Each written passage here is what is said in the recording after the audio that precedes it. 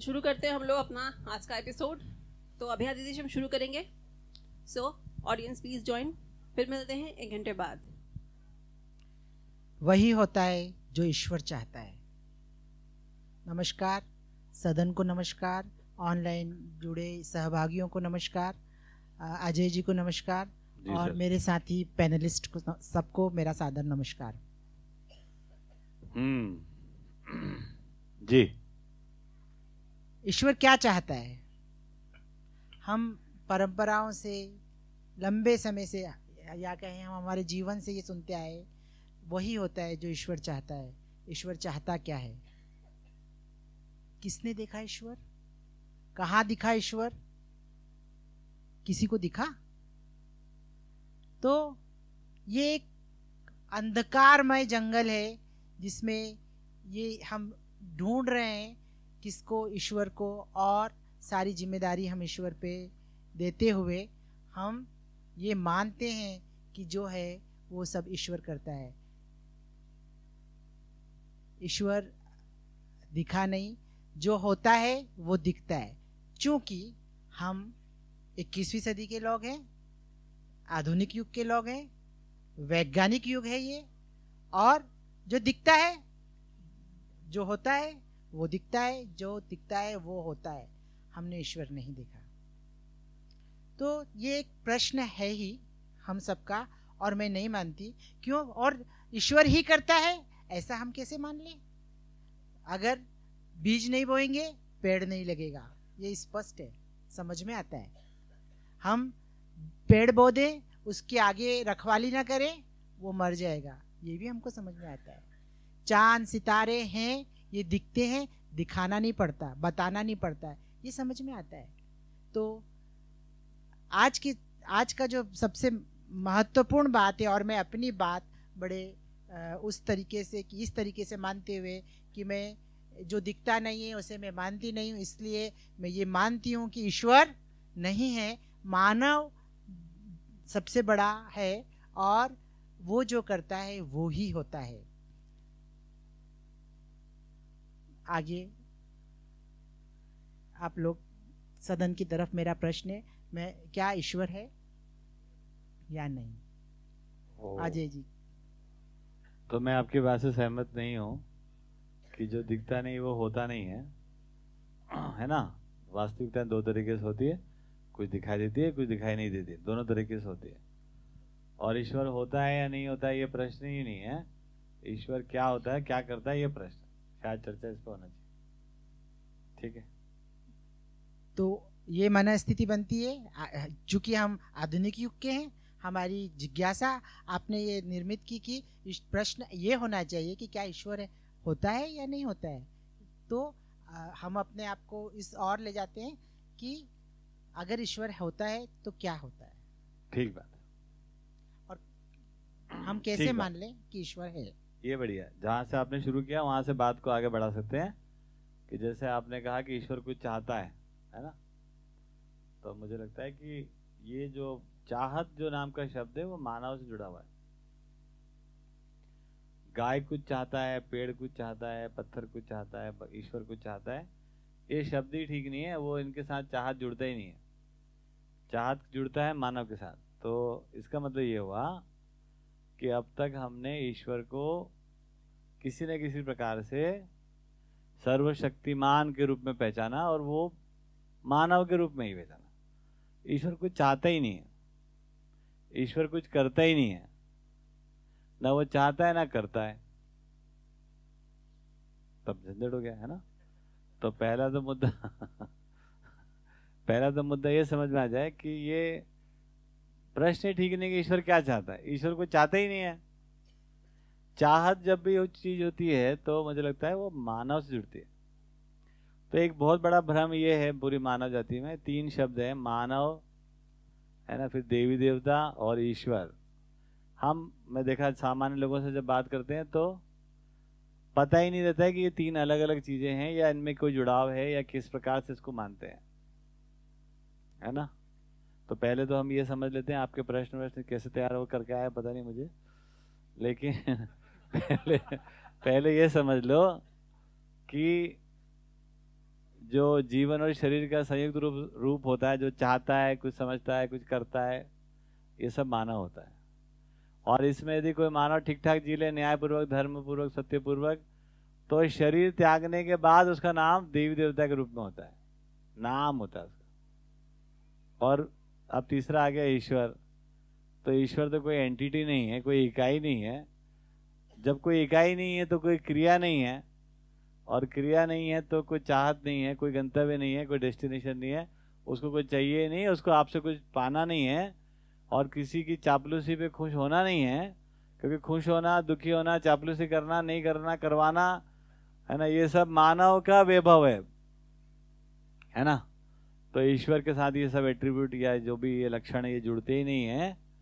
तो हम लोग को ये समझ में आ जाए कि ईश्वर का मतलब करना, होना, मतलब इस रूप में नहीं है।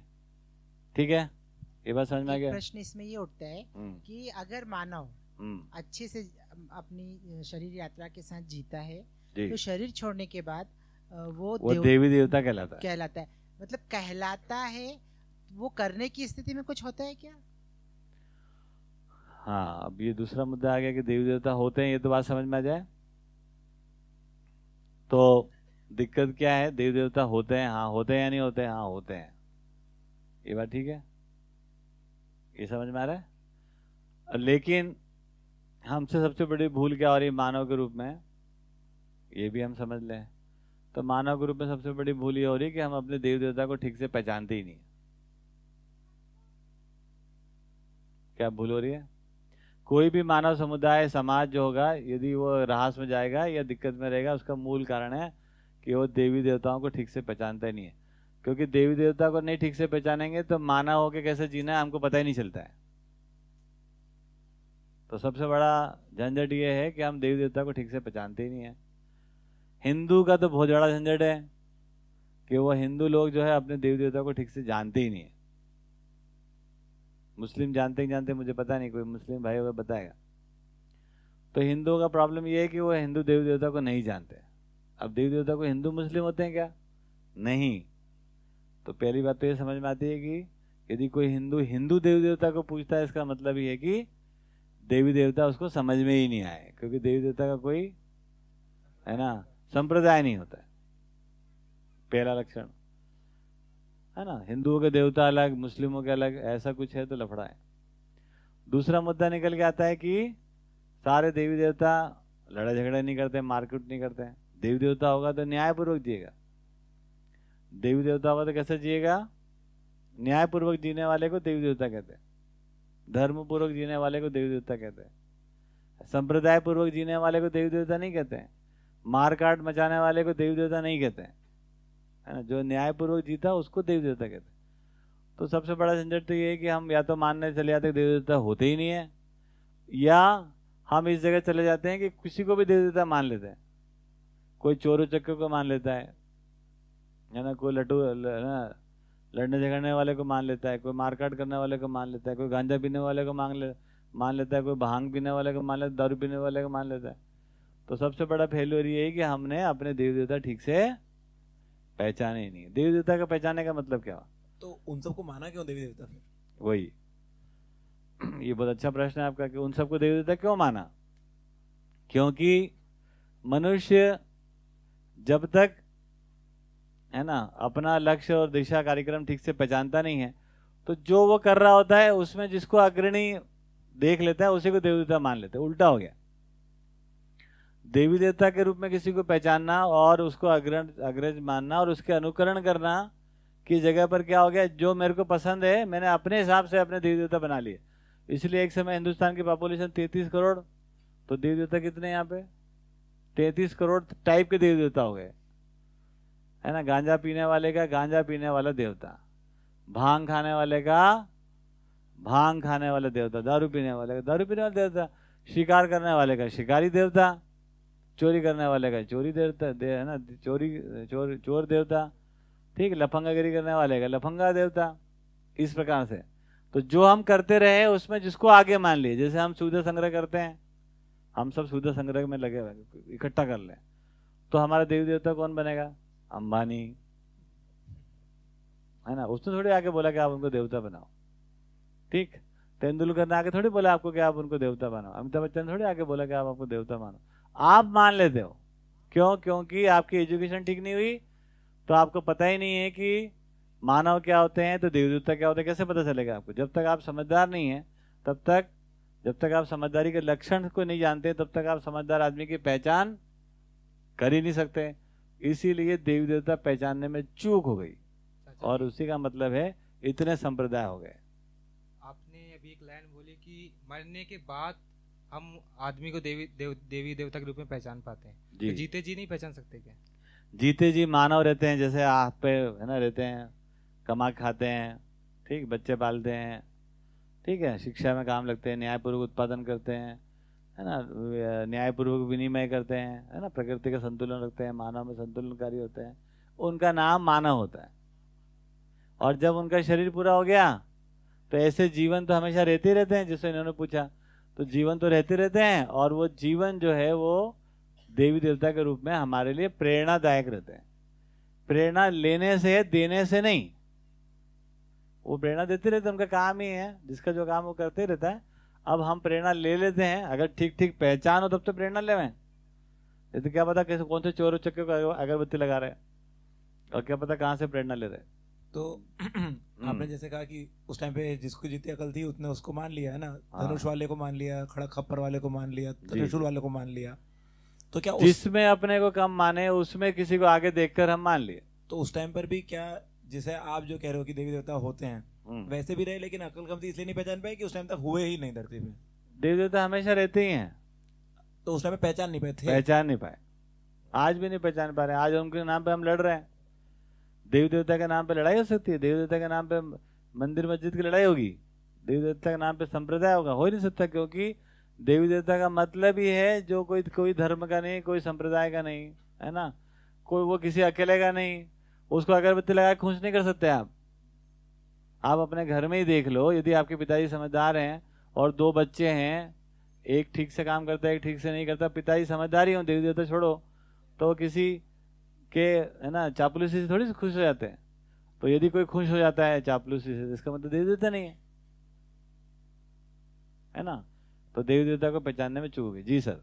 भैया हमने साइंस में पढ़ा है ना कि ब्रह्मांड को किसने बनाया, उसका उत्तर ऐसा हमको मिला कि ये तो एक तोड़ फोड़ से बन गया। हाँ, है ना, हमारे इधर, हाँ हमारे इधर काफी, मुझे ऑडियंस में मुझे लग रहा है हमारे अरिजीत भाई हैं, है ना, ये साइंस पढ़ के वो आईआईटी में भी पढ़ लिया, है ना, तो मुझे लगता है उनको पूछते हैं कि वो, उनको क्या लगता है कि ये क्या उत्तर है इसका, मतलब किसने बनाया ये ब्रह्मांड को? हाँ जी, ये तो है ही, किसने बनाया? आपको क्या पढ़ाया गया था? पढ़ाया गया था बिग बैंग से कुछ, मतलब बहुत छोटा कुछ चीज था, वो एक्सपेंड हो गया अचानक, कोई एनर्जी, मतलब E=mc² जो हम जानते हैं उस हिसाब से, तो मतलब बहुत छोटा सा, बहुत डेंस जगह था, उसके बाद एक्सपेंड अचानक भी कुछ, मतलब ब्लास्ट जगह जैसे कुछ हो गया, तो बिग बैंग कहते हैं, उसके बाद एक्सपेंड होती रहते। और वो गलती से ऐसा है, सो हम भी पैदा हो गए, ऐसा है अल्टीमेट। ओके, साइंस ऐसा मतलब पढ़ा है। ओके, ये तो ऐसा पढ़ लिया। और आप वेस्ट बंगाल से है ना? हाँ, तो उधर तो भगवान को भी बहुत पूजते हैं ना, दुर्गा माता जी या कोई ऐसा भगवान को भी पूजते हैं। हाँ, तो ब्रह्मांड को किसने बनाया? हम उधर वैसा उस परिप्रेक्ष्य में और एक दूसरा उत्तर मिलता है कि पंडित जी पूजा करते हैं, है ना, वो क्या बोलते हैं कि किसने बनाया ये ब्रह्मांड को? आपको कभी ऐसा उत्तर मिला है? श्री कृष्ण कुछ बोलता है, कृष्णा जी, कृष्ण ने बनाया। ओके, तो आप साइंस पढ़े हो और वो आपने घर में ऐसे भी सुने हो, तो किसको मानते हो ये सही है? अब तो यहाँ आ गए तो कंफ्यूज हो गया। वो तो अभी बोले थे कि ये तो बना ही हुआ है। ये जो मैं मेरे लाइफ को जुड़ के देखता हूँ, तो बचपन में काफी हमारे घर में सत्यनारायण पूजा होता रहा जी, है ना, और हम केले के पौधे के पास, है ना, हमारा काफी सहवास रहता था, क्योंकि केले वो होता था, तो फिर वो सत्यनारायण पूजा में उसको निकाल के बढ़िया भोग बनता था, है ना। लेकिन खास बात ये होता था कि मेरे का सब हर वक्त ये क्यूरियोसिटी रहता है कि वो हमारे जो पंडित जी आते हैं उनको क्यों बढ़िया से एक पत्थर के बढ़िया बड़ा सा पथरीला पात्र में उनको बहुत सारी चीजें मिला के एकदम बढ़िया से खाएंगे वो, और मेरे को भारी इच्छा होता था उस वक्त खाने को, है ना। लेकिन उनको ऐसा मैंने देखा है कि उनको कुछ भी ऐसा, मम हर वक्त बोलते थे कि अरे यार उनको कुछ भी तकलीफ नहीं होना चाहिए, वो कुछ भी ऐसा बोल देंगे ना तो फिर बहुत प्रॉब्लम हो जाएगा, मतलब परेशान हो जाएगा। तो फिर मुझे बचपन में ही ऐसे मतलब एक उत्तर मिला कि मम से कि भाई ये ब्रह्मांड तो पंडित ईश्वर ने बनाया है ना, भगवान ने बनाया। और फिर बाद में हमको ये विज्ञान पढ़ते पढ़ते पता चला कि भाई पूरा कैओस में हमको चले गए भाई पता, फिर दोनों कंफ्यूज हो गए। हमने बोले कि जाने दो यार, कुछ कमा लो, है ना, कुछ खरीद लो, ऐसा फिर उसी से ही चलेगा, और ये सब उत्तर से कुछ मिलने वाला है नहीं। तो आप क्या बोलते हैं कि ये किसको माने हम, मतलब ये किसने बनाया, ये इसे हमको क्रिएटर कौन है ये पूरा ब्रह्मांड का? इसमें कई सारे तर्क हैं, पता नहीं इतना समय है कि नहीं, कुछ कुछ छोटे छोटे तर्क आप लगा सकते हैं। जैसे पहाड़ किसने बनाया? भगवान ने बनाया। नदी किसने बनाई? भगवान ने बनाई, है ना। फूल में खुशबू किसने भरी? बोलो, भगवान ने। हाँ। मोर के पंख में रंग किसने डाले? भगवान ने। ये आसमान किसने बनाया? भगवान। अगर यही सब लॉजिक है तो आगे आगे बढ़ाना पड़ेगा लॉजिक को। तो भगवान को किसने बनाया? अगर तर्क ये आता है, हाँ, तो आया ही नहीं था ये, तभी तो आप IIT में पढ़ा रहे हो आज। नहीं तो आपका एडमिशन ही नहीं होता। तो अगर तर्क ये है कि सब चीजें बनाई जाती है, अगर इस तर्क से तो पूछ रहे हैं आप, घर किसने बनाया, ये बिल्डिंग किसने बनाया, है ना, तो तब तो ये निकल गया है कि भगवान किसने बनाया। तो फिर इसका उत्तर क्या है? भगवान किसने बनाया? इंसान ने। यहां से बना, एक चक्कर ये फंस गया। दूसरा बहुत बड़ा, भी कहता ना कि खुद ने खुद को बना लिया। नहीं, स्वयंभू किसने बनाया? स्वीकारा किसने? अरे स्वयंभू की डेफिनेशन किसने दे दिया आपको? तो फिर से वो कुल मिला के उस लॉजिक पे जाते हैं, तो फिर वो इंसान ने भगवान को बनाया। क्यों बनाया? अब प्रश्न ये आया। This is very important issue, और ये हम कहीं भी कोई हंसी मजाक में न डालें इस बात को, क्योंकि मनुष्य सदा से ये पूरी जिंदगी को समझना चाहता है, है ना। उसके आसपास जो कुछ भी हो रहा है, बादल गरज रहा है, कोई बच्चा पैदा हो रहा है, कोई मर गया, किसी की टांग टूटी, किसी की नहीं टूटी, 10 लोग जा रहे हैं, पीछे से शेर आया, केवल एक अरिजीत को खा गया, बाकी को नहीं खाया, तो आखिर उसी का नंबर क्यों आया, बाकी 9 का क्यों नहीं आया? तो ऐसी तमाम घटनाएं आसपास घटित हो रही हैं और उनके उत्तर नहीं है। तो जब उत्तर नहीं होते हैं तो आदमी परेशान होता है। तो ऐसे उत्तरों की खोज में हमने एक सर्वशक्तिमान के रूप में, है ना, एक एंटिटी को पहचानने की एक कल्पना में पहचान किया पहले कि ईश्वर नाम की कोई चीज होती है, वो वही सभी कर रहा है। बच्चा कैसे पैदा हो, जैसे उत्तर मिल गया तो सब लोग आराम हो गए। ये बच्चा कैसे पैदा हो? ईश्वर की मर्जी। लड़का ही क्यों हुआ? ईश्वर की मर्जी से। बीमार क्यों हुआ? ईश्वर की मर्जी से। मर क्यों गया? ईश्वर की मर्जी। हम आराम में हैं। तो स्वयं को समाधान में लाने के लिए इसको अच्छे समझ लेते हैं। घटनाएं ठीक से एक्सप्लेन नहीं हो रही हैं, उनको एक एक्सप्लेनेशन जहां पर नहीं बन रहा है वहां पर हम क्या कर देते हैं कि कोई ना कोई एक एंटिटी क्रिएट कर लेते हैं, उसको सारा रिस्पॉन्सिबिलिटी तो चले जाता है, हम रिलीफ में आते हैं। हमारे पास प्रश्न का उत्तर नहीं होता है इसलिए। हाँ जी। और विज्ञान भी ऐसे ही करता है। विज्ञान भी कोई थ्योरी देता है और उस थ्योरी से वो सारी घटनाओं को बताने जाता है, और जब ठीक से नहीं बता पाता है, आप विज्ञान के स्टूडेंट हो और भी तमाम लोग बैठे हैं, जब ठीक से एक्सप्लेन नहीं होता है तो क्या करते हैं? वहां पर एक मल्टीप्लाई बाय कांस्टेंट कर देते हैं, है ना, और वो अजम्पशन आ जाता है वहां पर। तो अब वो थ्योरी और प्रैक्टिकल के बीच में जो अनएक्सप्लेन्ड है उसको बिठाने के लिए एक एम्पिरिकल फार्मूला बनाने के चक्कर में कांस्टेंट को ले आते हैं। तो दोनों जगह हमारे को जरूरत किस बात की है? जरूरत को ठीक से पहचानेंगे तो हमको चीजें ठीक से समझ में आना चाहिए।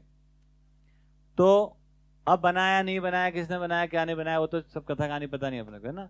लेकिन पहला लेवल पर तो ये है कि जो भी थ्योरी हम माने उसका लॉजिक ठीक बैठना चाहिए और हमारी जिंदगी ठीक से ना एक्सप्लेन होना चाहिए। ये दो मुख्य बात है।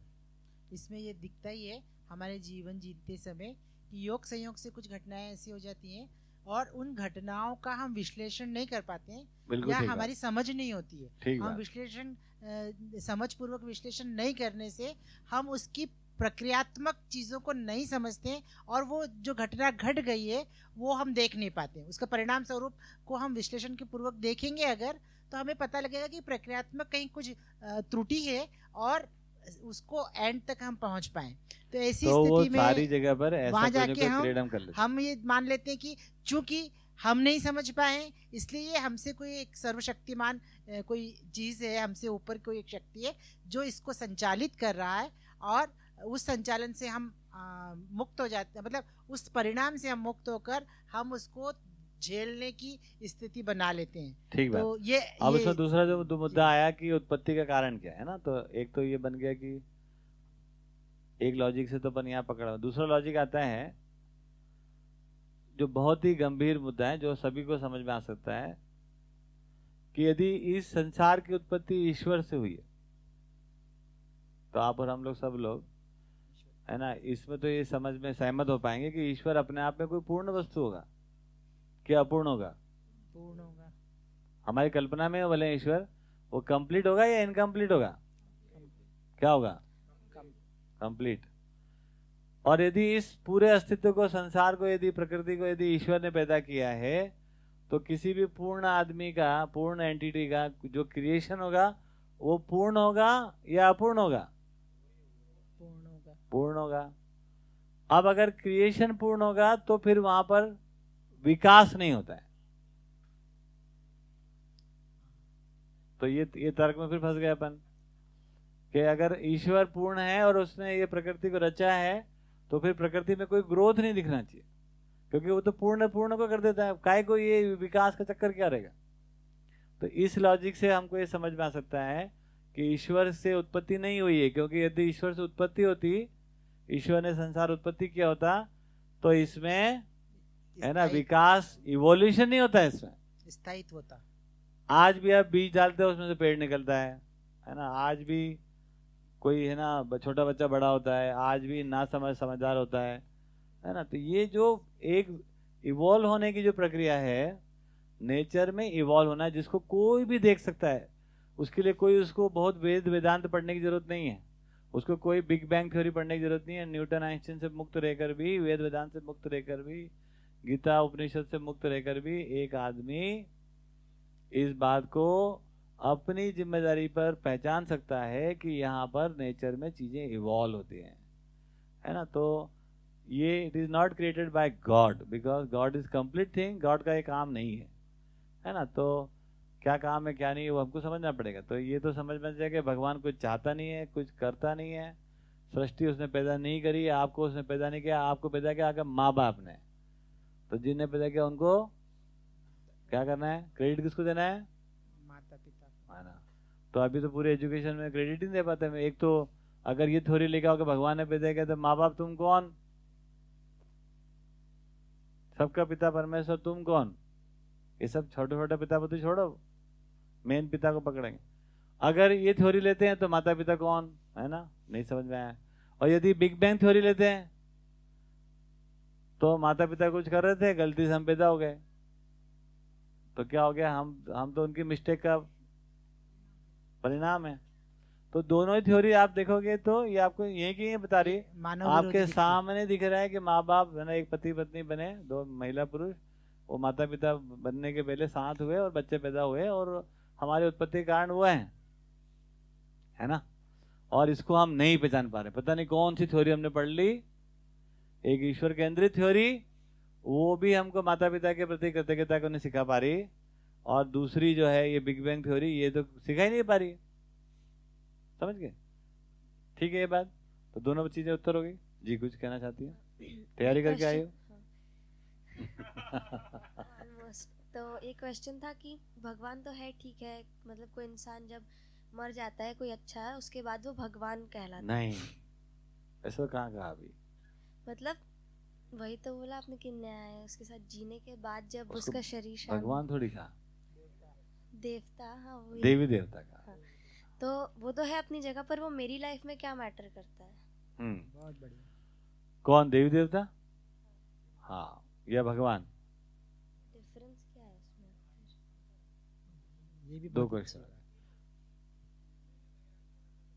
तुम माइक ले लो, तुम बीच में। 3 क्वेश्चन है। हाँ, देवी देवता हम मेरी लाइफ में क्या मैटर करते हैं, भगवान मेरी लाइफ में क्या मैटर करता है, और देवी देवता और भगवान में डिफरेंस क्या है? Okay okay. तो चलो पहले आराम आराम समझते हैं। यदि मानव दानव होके जीता है तो वो आकार में मानव, आचरण में मानव नहीं रहता है, तो उसको हम कहते हैं राक्षस मानव या अमानव बोलते हैं, है ना। वो जब मर जाता है उसका नाम पड़ता है भूत प्रेत पिशाच। ये स्पष्ट हो गया। और जो मानव न्यायपूर्वक जीता है, धर्मपूर्वक जीता है, सत्यपूर्वक जीता है, और महिला हो चाहे पुरुष, है ना, यदि ऐसा कोई जी लेता है तो जीने के बाद हम सब न्यायपूर्वक जीना चाहते हैं, अन्यायपूर्वक जीना चाहते हैं। तो न्यायपूर्वक जीना चाहते हैं, इसलिए उससे न्यायपूर्वक जीने की प्रेरणा लेते हैं। ऐसे प्रेरणा स्रोत जीवन को हम याद रखते हैं, उसका नाम है देवी देवता। ठीक। तो आपको न्यायपूर्वक जीना चाहते हो, न्यायपूर्वक कोई जी लिया तो आपके लिए कोई काम आया कि नहीं आया? वो प्रेरणा, वो अपनी जिंदगी जिया, तुम्हारी जिंदगी नहीं जिया, तुम्हारे लिए कुछ अलग से कर रहा है ऐसा कुछ नहीं है। वो न्यायपूर्वक जिया, धर्मपूर्वक जिया, सत्यपूर्वक जिया। न्यायपूर्वक जीने का मतलब संबंधों में ठीक ठीक जिया। धर्मपूर्वक जीने का मतलब व्यवस्था में ठीक ठीक जिया। सत्यपूर्वक जीने का मतलब इस अस्तित्व में किसी को भी नुकसान पहुंचाए बिना जिया। ऐसे न्याय धर्म सत्य पूर्वक जीने वाला व्यक्ति ऐसा जी लिया, और आप ऐसा जीना चाहते हो। तो कोई ऐसा कर लिया और आप ऐसा करना चाहते हो, ये आपके बीच में क्या हो गया? अभी हो गया बॉन्डिंग आपका। ठीक। तो आपके लिए क्या हो गया? प्रेरणा हो गई। उनका जीना हमारे लिए उनका जीना, उनके अनुभव, उनकी बातें, उनकी कथा कहानी जो भी हम सुनते हैं वो सब हमारे लिए न्याय धर्म सत्य के अर्थ में प्रेरणादायी होती हैं। ये बात समझ में आ गई? कथाएं भी काम आती है उसमें। ठीक। इसलिए मैंने कहा देवी देवता को ठीक से पहचानने की जरूरत है ना। तो अगर ठीक से पहचान लेंगे तो सभी चीजें प्रेरणा देती है। ये तो हो गई देवी देवता की बात। अब तीसरा मुद्दा बताया आपने, ईश्वर। तो अभी ईश्वर के बारे में अभी हम आखिरी में बात कर लेंगे ना, तो उस पर आप बने रहिए। तो आपका प्रश्न क्या था फिर? हो गया उत्तर? ठीक है, चलिए हाँ आगे बताइए। इसमें जैसे आपको आंसर पहुंचा? माइक लीजिए। किसी के भला होना, आपका तो एक आंसर हो जाए। हाँ बताओ। उनने जैसे जिया और उनने जो भी किया उससे मेरे को प्रेरणा मिलती है। अगर आप ऐसे जीना चाहती हो तो? हाँ, मैं ऐसे जीना चाहती हूँ, उससे मुझे प्रेरणा मिलती है। तो वही मेरे आप न्यायपूर्वक जीना चाहती हो? चाहती हूँ, धर्मपूर्वक जीना चाहती हूँ, सत्यपूर्वक जीना चाहती हूँ। दंड बैठक लगाना चाहती हो? तो न्याय धर्म सत्यपूर्वक जीना चाहती हो। अब जो ऐसा जी लिया वो आपके लिए कौन हो गया? हाँ, वो आपको दे देता है, उसका आप पूजा करोगे। आप पूजा का मतलब अनुकरण करोगी, यही बात। ठीक, बहुत बढ़िया। जैसे आपने थोड़ी देर पहले कहा कि पहले भी देवी देवता रही होंगे, पर हम लोग उनको पहचान नहीं पाए सही से। तो इसका मतलब क्या पहले न्याय धर्म सत्यपूर्वक कुछ लोग जिए ही होंगे पर हमारी पात्रता कम पड़ती है, ऐसा कुछ है? या फिर ये कुछ दोनों का साथ साथ कुछ है? मतलब समझ में नहीं आता। देखो, न्याय अस्तित्व में है ही, धर्म अस्तित्व में है ही। अस्तित्व का अध्ययन करते हैं तो न्याय का अध्ययन करते हैं, धर्म का अध्ययन करते हैं, सत्य का अध्ययन करते हैं, वो है ही। और किसी न किसी के अध्ययन में वो आता ही है, और लोग वैसे जीते ही हैं। पहले तो इसको मान लो। इससे क्या हो गया? आप सामान्य हो गए, गुड़गुड़ी नहीं पेट के खत्म हो गया। पहले हम कोई अलग से कुछ कर लेंगे ऐसा नहीं। जो कोई किया ही नहीं है वो आप कैसे कर लोगे? तो सब नहीं होता ना। तो न्याय धर्म सत्य है ही। ठीक। अब दूसरा बात आता है एजुकेशन। शिक्षा इज वेरी इंपॉर्टेंट। कोई एक आदमी को न्याय समझ में आया ही होगा, वो जिया ही होगा, उसको हम मना नहीं कर सकते। लेकिन आपको जो एजुकेशन मिला या उसके वहां से लाकर आप तक जितने को भी एजुकेशन मिला, उसमें न्याय को देखने की दृष्टि उदय नहीं। हम तो बचपन में पढ़े, मार काट करने वालों, खूब तलवार चलाने वालों को, खूब लोगों को, हजारों लोगों को मार दिया। तो हजारों लोगों को मारने वाला यदि बाहर का है, विदेशी, तो उसको आता ही कहा। और हमारे देश का है, हजारों लोगों को मारने वाला, तो उसको हमने वीर का, वीरांगना का। फंस गया मामला। तो हमको रॉन्ग एजुकेशन, मुझको तो मिला, आपको क्या मिला देखना। तो ऐसी रॉन्ग एजुकेशन में क्या हो गया? मारपीट, सुविधा संग्रह, है ना, इतनी सारी बीवियां रखना, इतने लोगों पे राजा बने रहना। राजा अपने आप में, राजा का मतलब होता है शोषण करना। तो ऐसी उल्टी पुल्टी एजुकेशन हमको मिली जिसमें कि लूटपाट करना, राजा बनना, उनको हम लोगों ने देवी देवता बना लिया। पढ़ा है हमको ऐसा। ठीक। तो न्यायपूर्वक कोई जीता ही है, एजुकेशन नहीं है उसका। हो सकता है आज भी कई लोग न्यायपूर्वक जी रहे होंगे, और प्रचलित एजुकेशन में मिसिंग, प्रचलित सिस्टम ऑफ लिविंग जितने भी हैं, जैसे हम बोल रहे हैं कि जिसको हम संप्रदाय के नाम से या बिलीफ सिस्टम बोलते हैं, उसमें भी नहीं, या हमारा रोजी रोटी कमाने का तरीका, उसमें कोई न्याय नहीं है ना, या हमारा संविधान, उसमें कोई न्याय की बात नहीं हो रही। तो लोग ऐसे नहीं रहते हैं, ऐसा नहीं। इसीलिए मैंने कहा कि पहचानने में चूक है, क्योंकि हमारी योग्यता नहीं है पहचानने की, और वो इसलिए कम पड़ गई क्योंकि एजुकेशन हमको ऐसी नहीं मिली, क्योंकि है ना, by through education it can happen, because देवी देवता के कोई 10 हाथ नहीं होते हैं, ऐसा पीछे चक्र नहीं होता है जो आप आंख से देख के पहचान जाओगे। वो समझ में आने वाली चीज है, जो आंख से नहीं दिखती लेकिन होती है, तो उसको समझना होता है ना। तो समझने के लिए शिक्षा चाहिए होती है, वहां से दृष्टि उदय होती है। और शिक्षा हमारी क्लर्क बनाने की है, शिक्षा हमारी पंडित बनाने की है, शिक्षा हमारी है ना राजा बनाने की, शिक्षा हमारी बिल्डिंग बनाने की है, शिक्षा हमारी कोई बम बनाने की है, शिक्षा हमारे जीडीपी की है। हमारे को मानव होकर देवता को पहचानने की शिक्षा ही नहीं है, इसके कारण हमारा सब गड़बड़। ठीक है, तो मतलब जैसे व्यक्तिगत रूप में कोई देवी देवता रहे होंगे, पर वो एजुकेशन उससे डिफरेंट चीज है। हाँ, वो होने से हमारी जो पात्रता है, जो जनरल पब्लिक है, हाँ, वो दृष्टि उदय होने से फिर हम लोग पहचान पाते हैं, और वहां से फिर एजुकेशन से अनुकरण की बात होती। तो ये अलग अभी इतनी चर्चा से ये स्पष्ट हुआ भी हमको कि जो ईश्वर का हमने स्वरूप देखा, वो काल्पनिक स्वरूप सबके सामने लाया गया और शक्तिशाली के रूप में लाया गया। और ये शक्तिशाली का काल्पनिक रूप हम देखते हैं तो जीवन जीने के संघर्ष जो था उससे उदय होता है, ऐसा हम इतिहास के आधार पर देख सकते हैं, दिखता है हमको।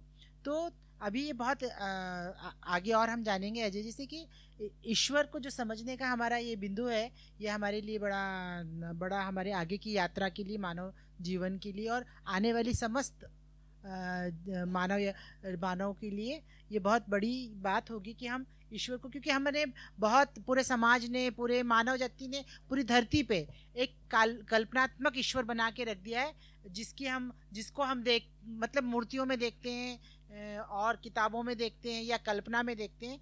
तो इससे इतर भी कोई चीज़ है, इससे बहुत समझ में आने वाली कोई चीज़ है, ये स्पष्ट हो रहा है। तो आगे और मैं सदन की तरफ लाती हूँ। तो अभी जो आपने आंसर दिया उसके आगे कि अगर ऐसे लोग जिए हैं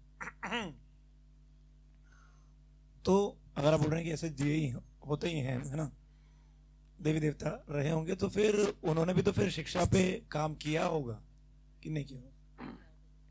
वही देखो, किया होगा। आप हम कहते नहीं किया होगा, उससे कोई मतलब नहीं करता है। जो एजुकेशन हमको मिली, वो एजुकेशन में कोई देवी देवता का स्थान नहीं है ही नहीं। आज की प्रचलित एजुकेशन पूरी वैज्ञानिक एजुकेशन है, इसमें किसी भी देवी का, किसी भी देवता का कोई स्थान नहीं है। तो देवी देवता कम पड़ गए, ऐसा कहना चाह रहे? देवी देवता कम नहीं पड़ गए, हमारा सिस्टम अभी इवॉल्व ही नहीं हो पाया। सिस्टम इवॉल्व होना एक बात है, आदमी इवॉल्व होना एक बात है। आदमी यदा कदा इवॉल्व हो जाते हैं, मानव देव मानव दिव्य मानव बन जाते हैं, और वो काम करते हैं कि ये सिस्टम इवॉल्व है, जिससे कि हर बच्चे को सही समझ मिल जाए, सही बात मिल जाए, सही कार्यक्रम मिल जाए। तो वो हमारा एजुकेशन सिस्टम, हमारा है ना स्ट्रक्चर जितने भी, वो ठीक से इवॉल्व नहीं हो पाए। मतलब एक आदमी के इवॉल्व होने से सिस्टम इवॉल्व हो जाता है, ऐसा नहीं? ऐसा बिल्कुल भी नहीं है। किसी भी एक आदमी की इवॉल्व हो जाने से सिस्टम इवॉल्व हो जाता है, ऐसा नहीं। संभावना उदय हो जाती है ना।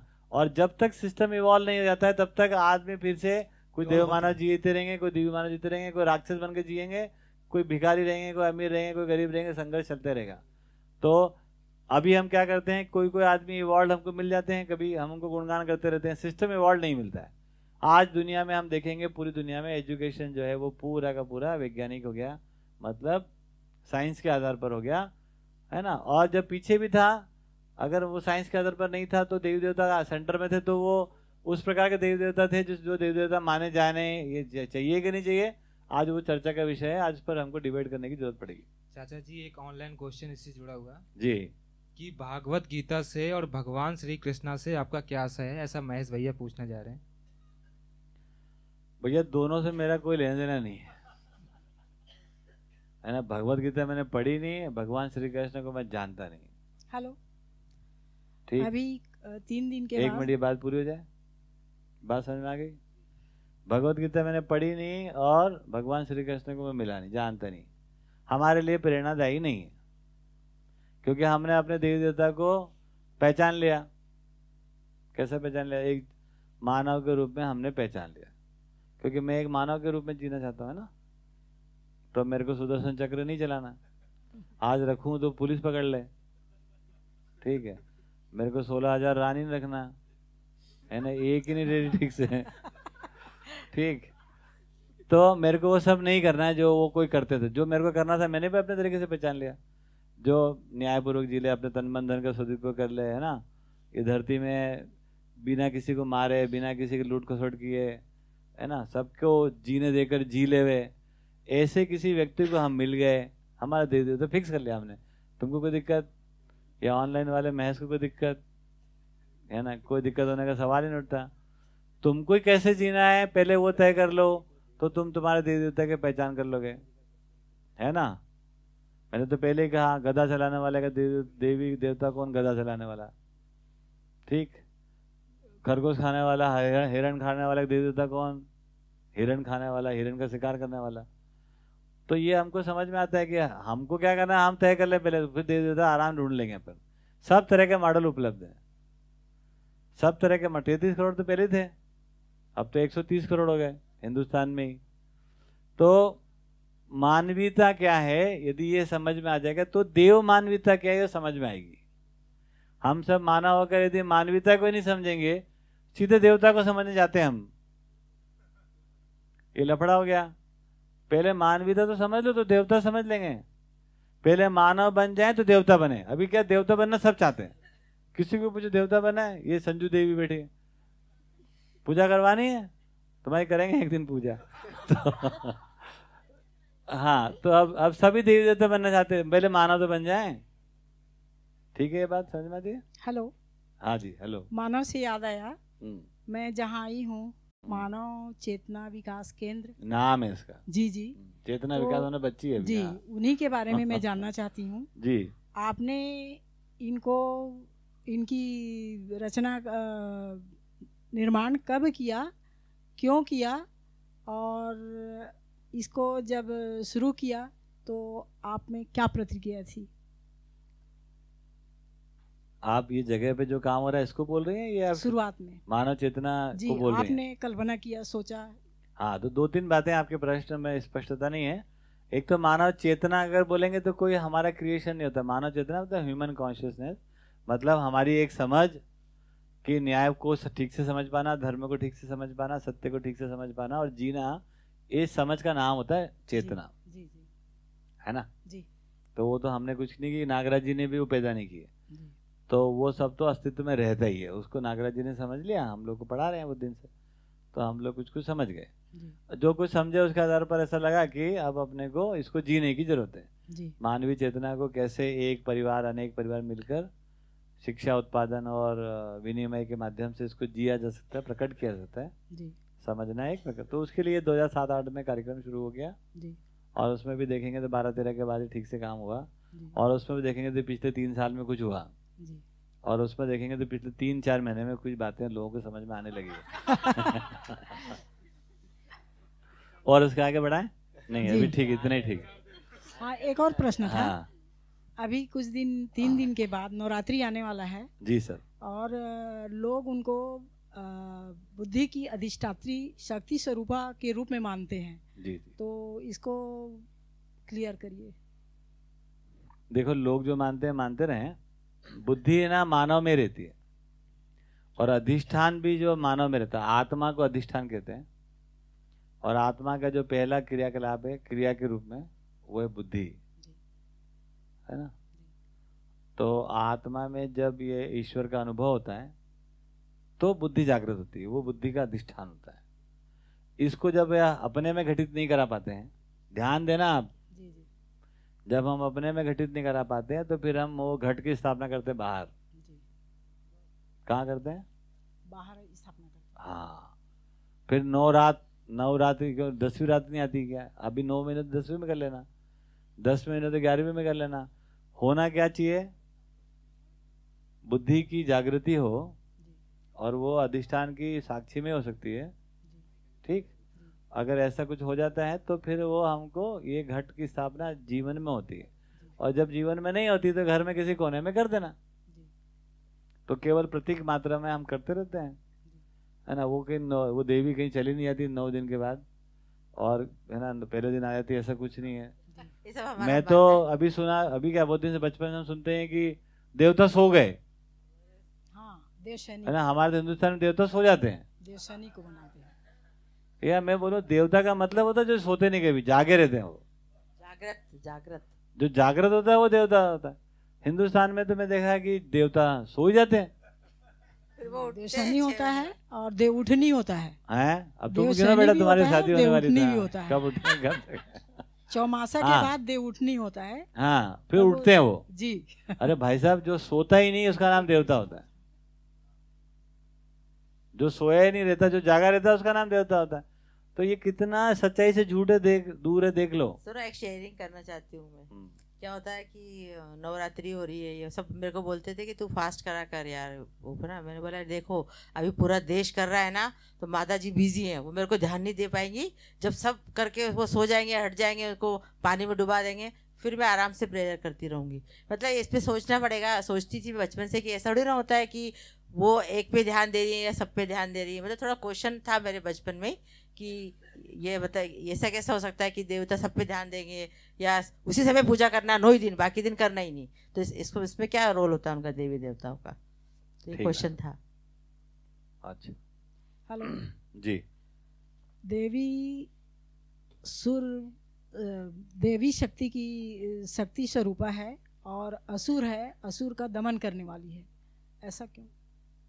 वही देखिए, जो अयोग्यता से जब हम देखते हैं तो मानव में कुछ अयोग्यता पाई जाती है, तो वहाँ से न्याय की जगह अन्याय करता हुआ पाया जाता है ना। तो अन्याय है तो उसको हमने असुर शक्ति का, और न्याय है तो देवी शक्ति का, ठीक है ना। तो असुर और देवी देवता का जो कहानी है वो मानव में ही न्याय को ना समझ पाने के कारण है। इसका जुड़ने का बिंदु मानव ही है। मानव या तो है ना देवता होगा, मानव होगा तो वो न्यायपूर्वक जिएगा, तो वो है ना असुर नहीं होगा। अब इसमें आया कि असुर का वध करना है, कौन करेगा? तो मानव ही करेगा। तो मानव मानव का वध करेगा, क्या मतलब निकलता है इस बात का? तो थोड़ा तर्क बुद्धि लगाओ, जरा आप भी लगाओ, छत्तीसगढ़ में भी लगती होगी ना। तो थोड़ा तर्क लगाओ, समझ में आएगा कि मानव ही असुर है और मानव ही देवता है। तो मानव अपना ही वध करे, अपना वध करे या अपनी समझदारी को इवॉल्व करे? क्या करे? समझदारी को इवॉल्व करे। तो किसी ने कभी कहा होगा असुरी शक्ति को नाश करो, किसी ने कभी कहा होगा, हमें नहीं पता है ना। अभी हमको क्या करना है ये समझ में आना चाहिए कि मैं आपका पहले वध कर दूं, अगर आप में अमानवीयता है तो वो थोड़ी ना होगा। तो मानव यदि मानव का वध करेगा तो क्या न्याय करेगा, किसके लिए करेगा, और क्या उपलब्धि हो जाएगी? ठीक। तो हमारे में अज्ञानता, अन्याय जो है वो उसका नाश होना है। उसका मतलब यही हुआ कि जागृति संपन्न होना। उसका मतलब यही कि देवी देवता की ठीक से पहचान हो जाए। मानव का अध्ययन कर लो तो देवताओं का पहचान कर लेंगे। देवता हमारे लिए अपने आगे क्रम हो गया, हमारे लिए वहां से कार्यक्रम निकला, तो आगे बढ़ने का इवॉल्व होने की बात है, दिशा मिल जाएगी, है ना। ठीक है ये बात। एक बात और, तो जब नहीं, उनको हो जाने पहले देवी क्रिया है, जो देवी की शक्ति रहता है, सिर चढ़ना बोलते हैं जिसको, तो उस समय जो भी क्वेश्चन करते हैं आप, उनको कैसे पता चल जाता है कि हम ये हमारे पास व्यवधान है और ये हो नहीं रहा है? ये उनको कैसे पता चल जाता है बिना बोले? हाँ, अब ये थोड़ा अलग मुद्दा है, इस पे एक अलग से गोष्ठी कर लेंगे। क्योंकि देखिए ये ठीक बात, शॉर्टकट में आपको बता देते हैं कि किसी को भी कोई प्रश्न का उत्तर वो देते हैं जी। किसी को भी, आप गए होंगे कभी किसी देवी देवता के पास जो खुद देवी चढ़ गई, तो आप जो प्रश्न करते हो तो आप 2 तरह के प्रश्न होंगे। नहीं, उनको प्रश्न करी ही नहीं, गई हूँ, सारे बोल गया, जो मेरे ऊपर समस्या थी सारे बोल गया वो। चलो बोल दिया तो उससे आप न्यायपूर्वक जीने लगे। हाँ, न्याय करने लगे आप। हाँ, अपने से वो बात को छोड़ दी। फिर न्याय समझ में आया? जी। आ गया? जी जी। नहीं आया ना? उनके उत्तर बता देने से आपको न्यायपूर्वक जीना आ गया क्या, ये पूछ रहा हूँ। नहीं आया। मुख्य मुद्दा क्या है? हम या तो प्रिय हित लाभ में जीते हैं या न्याय धर्म सत्य में जीते हैं जी। जब तक प्रिय हित लाभ में जीते हैं तब तक असूर्य हैं हम जी, है ना जी। तो किसी ने कोई आपके मन की बात बता दी, प्रश्न बता दिया, उत्तर बता दिया, तो जब तक आप न्याय धर्म सत्य के पक्ष में खड़े नहीं होगे तब तक आप सफल कहाँ हुए? जी, समझ गए? जी, जी। छोटा मोटा कोई बता दिया कि आपके घर में एक कुत्ता मर गया है ना, ये बता दिया आपके घर में गाड़ी खराब पड़ी है, ये बता दिया कि नीनो टपक गई इनकी, ऐसा कुछ बता दिया, उससे क्या हमारे को फायदा क्या हो गया?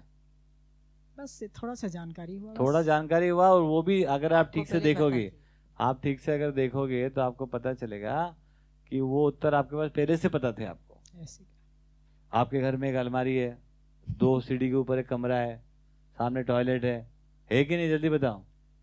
मैंने बता दिया ना? आप देखें। तो आपको पता ही पहले से कि है, तो उसमें क्या नया क्या हो गया? आपने देखा इसलिए बोल दिया। अच्छा, मैंने नहीं देखा होता तो भी बता दे तो क्या फर्क पड़ जाता है आपको? फर्क पड़ता थोड़ा। क्या फर्क कैसे पड़ता जानते हैं? बस कैसे जानते हैं, इतने में हमारे पास नारियल आ जाता है अभी फटाफट आपका।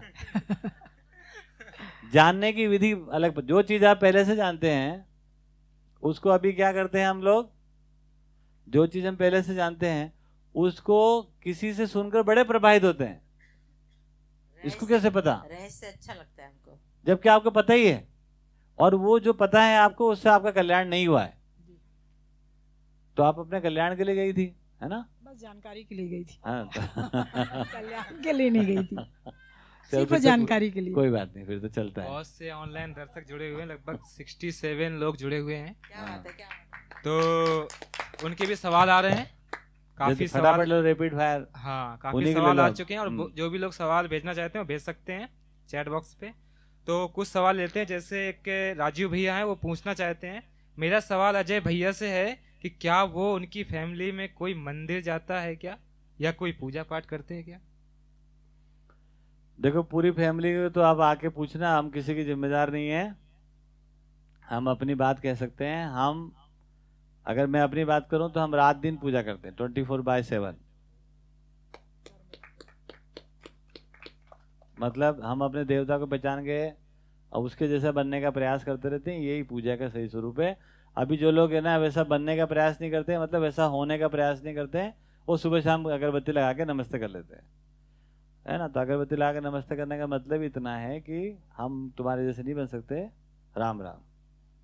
ठीक है, ये बात समझ में आ गई? ठीक, नेक्स्ट। एक क्वेश्चन अरविंद भैया का भी है, मनुष्य हजारों जन्मों के पाप ताप साप से मुक्त होने का क्या तात्पर्य है? हाँ, पाप ताप श्राप क्या है, ये इसको अच्छे समझ लो, ये अच्छा प्रश्न है। और इसी से जोड़ के और उन्होंने लिखा है, कौन इनका हिसाब किताब रखता है और कौन इससे मुक्त कर देता है? हाँ, ये बहुत बढ़िया है। तो पाप का मतलब क्या है? जब भी आप अन्यायपूर्वक जीते हो तो शोषण करते हो, तो शोषण से प्राप्त आय हो, शोषण से प्राप्त नाम हो, शोषण से प्राप्त पद हो, शोषण से प्राप्त जो भी बल है, जिसने भी शोषण करके यदि ये अर्जित किया तो वो पापी है। क्या हो गया वो? पापी।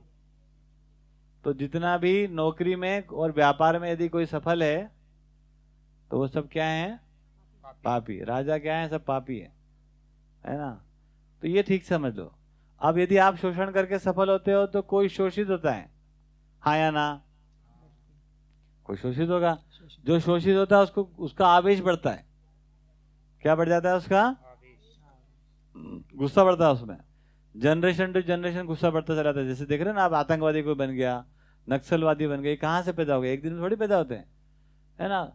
सैकड़ों सालों से एक कम्युनिटी, एक गांव है, एक इलाका है, उसमें एक तरह के लोग हैं, है ना? वो उनका शोषण होता रहता है, उनके अंदर आवेश पनपता रहता है। तो इनके अंदर क्या बन गया? इनको बोलते हैं टेम्परेचर बढ़ गया इनका, तापी। क्या हो गया ये?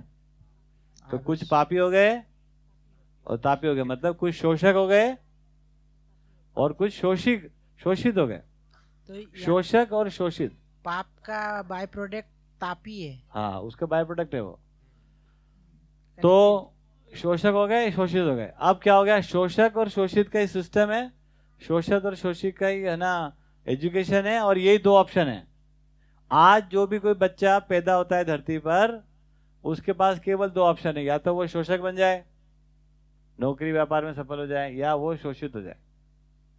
तो क्या हो गया, अब केवल 2 ऑप्शन लेके कोई बच्चा पैदा हुआ तो क्या हो गया, श्रापित हो गया। ये श्रापित है। श्राप। जब तक परंपरा जागृत नहीं होती है, ऐसी अधूरी परंपरा में कोई भी बच्चा पैदा होता है, उस पर पैदा होता है श्राप लगा हुआ है कि तुमको बेटा या तो शोषक बनना है या शोषित बनना है। शोषित कौन बनना चाहता है, नहीं, तो क्या बनना चाहते हैं हम, शोषक। इस प्रकार से शोषित और शोषक बनने का ऑप्शन हो तो चॉइस क्या लेंगे, शोषक बनने का। इसी को पाप ताप श्राप क्या। और अगर इससे मुक्ति, एक झटके में तीनों से मुक्ति होती है। शोषण से मुक्त हो गए, शोषण से मुक्त होने की एजुकेशन मिल गई, शोषण से मुक्त जीने का वातावरण बना लिए। अगर ये 3 काम कर लिए तो ताप श्राप और पाप से मुक्ति। इसीलिए कहा जागृति पथ पर कदम रखते से ही हजारों साल का ताप, पाप और श्राप से मुक्ति हो जाती। ठीक है, ये बात समझ में आ गई। अब एक मुद्दा रह गया है जिस पे बात हुई थी, ईश्वर, है ना। ईश्वर के बारे में, और ये जितनी बातें मैंने कही, ये कोई मैंने अपने ज्ञान से नहीं कह दी है ना। ये इसके मूल स्रोत जो है आदरणीय नागराज जी है, जो आप सब लोग जानते हैं, जिन्होंने मध्य दर्शन का एक अनुसंधान किया और हम सबको उपलब्ध कराया। उसमें कुछ फंडामेंटल चीजें हमको पकड़ में आई कि अस्तित्व सहअस्तित्व है, ठीक, और जो सहअस्तित्व में 2 चीजें हैं, एक ऊर्जा है और एक क्रिया है। तो ऊर्जा क्या है, तो उसी को व्यापक कहा, उसी को कोई लोग ईश्वर भी कह सकते हैं, परमात्मा भी कह सकते हैं। ये सब हम सबको प्राप्त है और ये केवल ऊर्जा है।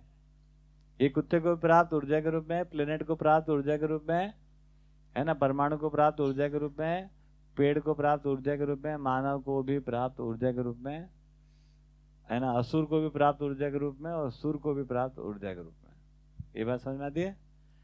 पत्थर को, जड़ प्रकृति को ये ऊर्जा क्रिया के करने के अर्थ में काम करती है, काम आती है।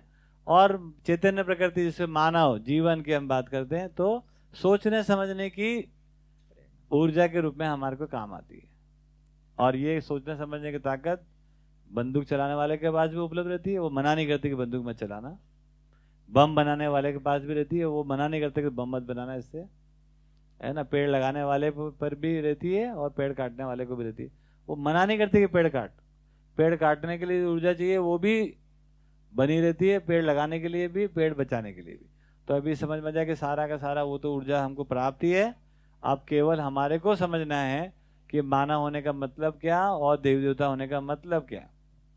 ठीक है, तो अब मानव होने से हम सब मानव, हमसे अगला मानव हमको समझ में आ जाए, देवी देवता समझ में आ जाए, तो हम अपना रास्ता ठीक से चूज कर सकते हैं। और ये जितनी भी प्राप्त ऊर्जाएं हैं, ये ऊर्जा जो प्राप्त है, ईश्वर हम सबको प्राप्ति है, परमात्मा सबको प्राप्ति है, पाना नहीं है, अगरबत्ती लगाना नहीं है, धुआं करने से कुछ होता नहीं है, धुआं जरूर होता है ना। ईश्वर को कुछ फर्क नहीं पड़ता। ये ऊर्जा सबके लिए समान रूप से प्राप्त। ठीक है, चलिए अब आगे बताइए, कुछ हो तो, टाइम हो गया। कुछ क्वेश्चन, ऑनलाइन क्वेश्चन ले लीजिए फटाफट। फायर। तो फिर मंदिर मस्जिद में भीड़ क्यों है, ऐसा किरण भैया जानना चाहते हैं। अरे किरण भैया, उससे ज्यादा भीड़ तो वहां है दारू की दुकान पे। कहाँ लगे भीड़, तो रहेगी, तो हर जगह रहेगी। जितना ज्यादा शोषण होगा उतना ज्यादा संग्रह होगा, उतना ज्यादा भय बनेगा।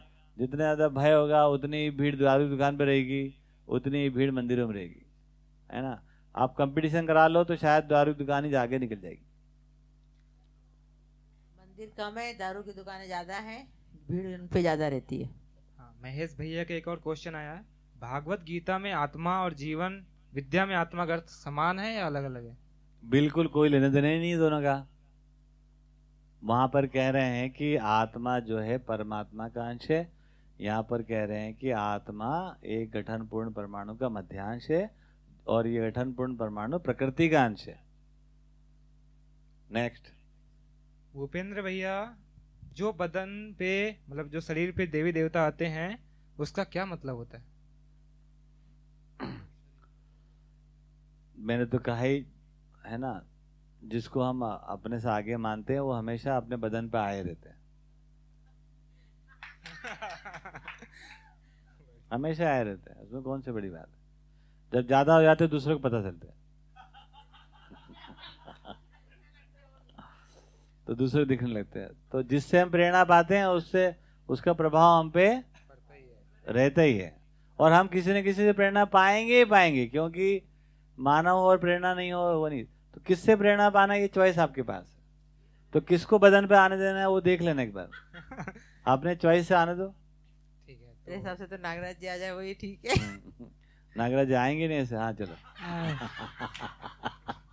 क्या करेंगे ना, समझेंगे, सोच समझ के आएंगे। हाँ जी, आज का विषय जो था वो पूरे पृथ्वी नहीं, ये लोग आगे बढ़ा रहे हैं बात को कि ये पूरी मानव जाति और पूरी पृथ्वी जगत के लिए ये प्रश्न अबूझ सा प्रश्न था, जिस पे आज हम लोगों ने चर्चा की। और आपको बता दें अजय जी कि ये सब हम लोग बहुत सारी तैयारी करके बैठे थे, मुझे और पता है ना, तो। बहुत सारे प्रश्न लेके बैठे थे, पर जैसे ही आपने ईश्वर को समझाना शुरू किए, कुछ प्रश्न इनके बिना पूछे ही इनके समाधान हो गए, हमारे सबके समाधान हुए। और ये बिल्कुल दिखता ही है कि जब तक हम हैं शरीर रूप में, हमको अपनी पूरे समझ के साथ हमको ये समझना ही चाहिए कि ईश्वर क्या है, क्यों है, कैसे है। और एक मानव को मानव होते हुए, देवता के रूप में जीते हुए, प्रेरणा लेने के लिए, प्रेरणा देने लायक बनते हुए, ईश्वर को समझते हुए सहअस्तित्व पूर्वक जीने की जो एक व्यवस्था है उसको समझते हैं, तो हम ईश्वर को देखते हैं, समझते हैं और उसमें जीने की योग्यता प्राप्त करते हैं। तो आज का सेशन हम बिल्कुल लगता है कि सबके लिए बहुत उपयोगी था, और जितना हमने तैयारी की वो आपकी बहुत ही सरलता से आपकी बात पे पूर्ण हुई। ठीक है, इसको कंक्लूड हम इस प्रकार कर सकते हैं कि देखिए, मानव है तो हमको प्रकृति का अध्ययन करना है। प्रकृति का अध्ययन करते हैं तो हमसे समझदार आदमी को पहचानना है, ये मुख्य बात है। तो मानव के रूप में प्रकृति का अध्ययन, और उस अध्ययन के स्वरूप में हमसे अग्रणी व्यक्ति को पहचान पाना, हमसे आगे के इवॉल्व मानव को पहचान पाना, ये एक काम होता है। दूसरा होता है कि हम प्रकृति हैं, प्रकृति का अंश हैं, तो व्यापक ये जो ऊर्जा है इसका अनुभव। तो प्रकृति का अनुभव और ईश्वर का अनुभव और प्रकृति का अध्ययन, इस प्रकार से मानव और देवता और ईश्वर, इनके बीच में एक सुंदर सा केमिस्ट्री क्या है और प्रयोजन क्या है, उसका प्रयोजन पूर्वक ये सब बातें हम समझ सकते हैं। तो मध्य दर्शन में जिस प्रकार कहा गया है, तो व्यापक एक ऊर्जा है जो सबको प्राप्त है, इसको हमको प्राप्त नहीं करनी, जो पहले से प्राप्त है उसको अनुभव करना रहता है। और जो अध्ययन हम कर पाते हैं, अपने से आगे का आदमी देख पाते हैं, तो उससे हम अपने आगे गति, दिशा, लक्ष्य को ठीक से पहचान पाते। करने का काम क्या है, देवी देवता को ठीक से पहचानो, ठीक से अनुकरण करो, जिससे कि व्यापक में अनुभव संपन्न हो सके। धन्यवाद, नमस्कार। धन्यवाद। मैं अब मधु भाभी की तरफ बात को ले जाती हूँ। मैं आप लोगों की तरफ से बोलना चाहती हूँ कि मैं सभी का धन्यवाद देना चाहती हूँ कि बहुत अच्छा रहा सेशन। मैंने भी समझा बहुत कुछ, और आप लोगों की ये गुत्थी समझ में आई, देवी देवता और सबकी, और हमारे ऑडियंस को, और यहाँ सब बैठे दर्शकों को, और आप लोग को, और अजय भैया को, सबको बहुत बहुत धन्यवाद। फिर मिलते हैं हम लोग अगले संडे को एक नए एपिसोड के साथ, और फिर करेंगे बातचीत भैया से। धन्यवाद। थैंक यू सभी को। नमस्कार, धन्यवाद।